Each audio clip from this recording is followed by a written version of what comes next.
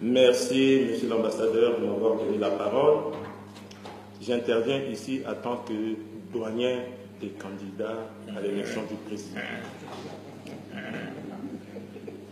J'ai commencé à être candidat en 1999 et les gens avec qui, les personnalités, je voudrais dire, avec qui on faisait la compétition, ont rejoint Barthélémy Bokanda aujourd'hui.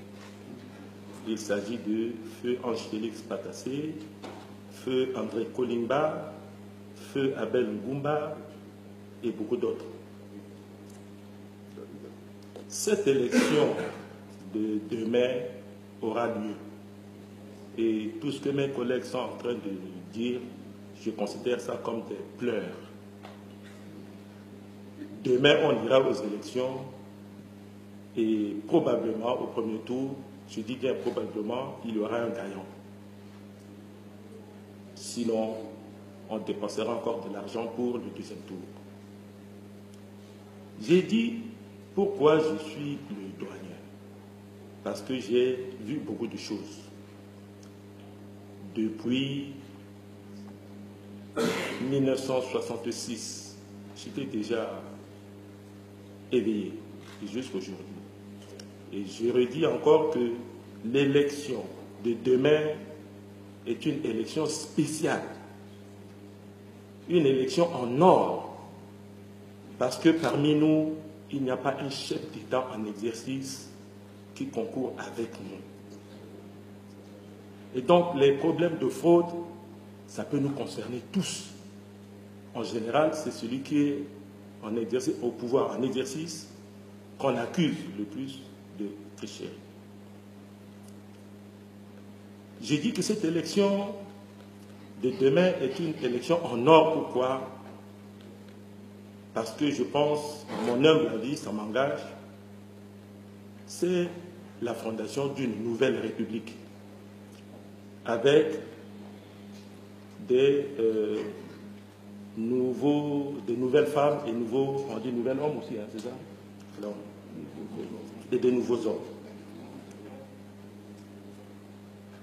Ce n'est pas les élections de 1966 où la France a ramené Bokassa pour prendre le pouvoir entre les mains de Dako, qui commençait à s'orienter vers la Chine ou vers l'URSS. Ce n'est pas les élections de 1981 où la France a ramené, non, de 1979, ou 79 s'il vous plaît, où la France a ramené dans un avion David Dako en pyjama pour nous le mettre comme chef d'État. Ce n'est pas encore le coup d'État du 1er septembre 1981 où la France a mis le général Kolimba avec le colonel Mention pour marcher sur le peuple centrafricain. Ce n'est pas les élections de 1993 où la France a préféré Patassé à Ngumba qui est communiste. Et ce n'est pas les élections de 1999 où j'étais moi-même candidat et qu'il y avait un deuxième tour. L'Union européenne commençait à frapper les bulletins de vote pour le deuxième tour et la France a dit que Patassé est le mal nécessaire. On a remis Patassé au pouvoir. Et comment on l'a remis au pouvoir en 1999? On était chez Feu David Dako. Tous les candidats étaient là sauf Kolimba. Kolimba était représenté par un certain ministre, ambassadeur Salao. Le Gabon s'est initié dans cette affaire, mais le Gabon servait d'intermédiaire avec la France. Des billets de banque nous avaient été offerts. 50 000 pour les petits candidats, 50 millions, et 250 millions pour les plus grands. Nous avons fait la queue à l'hôtel Sofitel au chambre 55 pour recevoir des mains du général Ngarit 50 millions chacun pour laisser Patassé gagnait les élections. Je le dis, je suis témoin oculaire. Les autres sont peut-être morts, mais il y a encore le ministre Abo Solo qui était candidat. Le seul, d'ailleurs, et le ministre Pouzer, qui a refusé. Salao a refusé. Kolimba a pris le téléphone pour dire à Dako, ce qui est fait est fait. Laissez Patassé prendre le pouvoir. J'étais témoin. C'est la France qui l'a fait.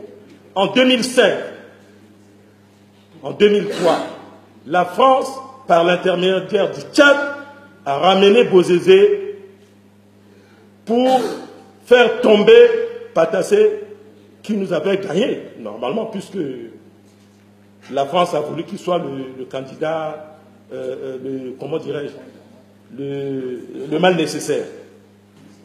La France revient encore en 2012 avec le Tchad pour ramener Doto Dia au pouvoir. Ça, tout le monde le sait. Je pense qu'aujourd'hui et demain, la France ne s'initiera plus dans cette affaire des élections pour qu'enfin, nous, peuple centrafricain, que un parmi nous soit même mal élu demain, mais mal élu par le peuple centrafricain. Je pèse mes mots, je ne suis pas contre la France. Mon père a combattu pour libérer la France. Il l'a combattu en tant qu'esclave. Et il est mort dans la pauvreté. Il n'y a pas longtemps. Et je suis fier d'être ce fils de cet ancien combattant qui a libéré la France et a libéré le monde.